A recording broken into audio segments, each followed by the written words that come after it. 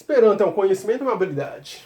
Gente, aprender Esperanto é aprender uma habilidade. Então, Esperanto é uma habilidade, não um conhecimento. E por que isso é importante? Porque, por exemplo, o que é um conhecimento?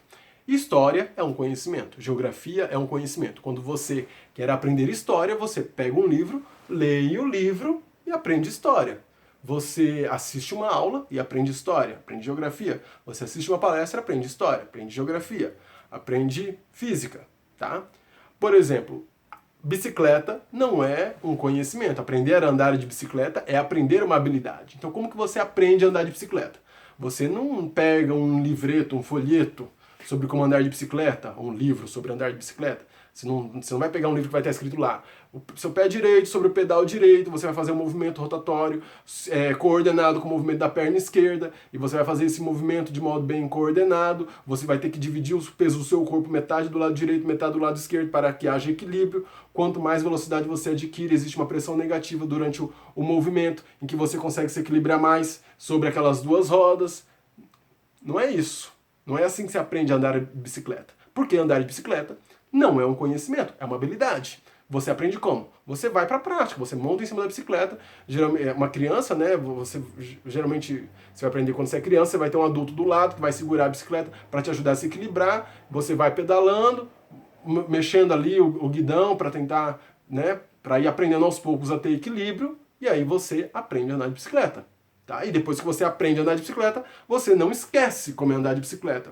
Porque como é que é o processo de aprender uma habilidade? Então você está lá andando de bicicleta, você está fazendo os movimentos com as pernas, os movimentos com as mãos, o seu cérebro naquele momento está coordenando diferentes atividades cerebrais que levam a diferentes atividades motoras, né, do seu corpo. E aí o teu cérebro ele vai dominando aquela coordenação daqueles movimentos e consolida aquilo dentro do seu cérebro, consolida aquele modo de fazer algo, tá? E aí você domina como andar de bicicleta. É a mesma coisa com Esperanto. Então, Esperanto é uma habilidade, significa que você aprende Esperanto como?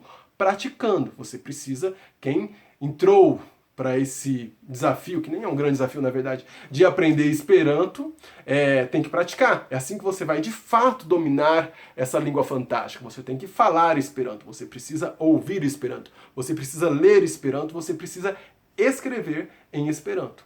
E é assim que você vai dominar realmente essa língua, tá? Esperanto é uma habilidade. Então, quando você toca violão, violão também é uma habilidade. O violão é um exemplo mais interessante do que o da bicicleta, porque o violão você precisa também adquirir um pouco de conhecimento. Você estuda lá a escala musical, as notas musicais, os tempos, né? Então você tem um conhecimento ali agregado, mas isso é só uma parte do processo. Inclusive tem muita gente que toca violão, aprende violão sozinho, e não estuda nada de teoria musical. Vai lá pra prática, pega lá o violão dele lá e começa a estudar, né?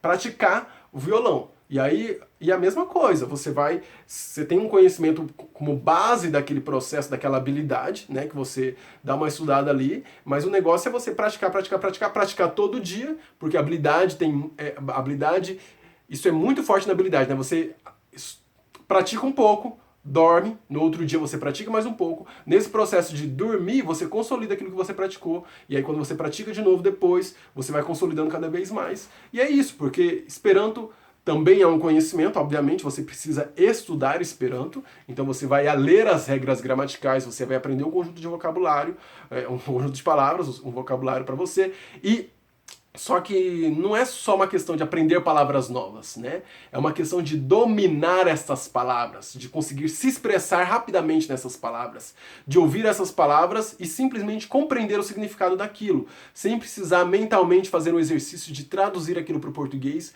para então entender isto em português, né? E aí você vai ter a compreensão, e aí você... Então, não é assim. Você tem que ter habilidade, você tem que dominar aquilo. Como que você domina?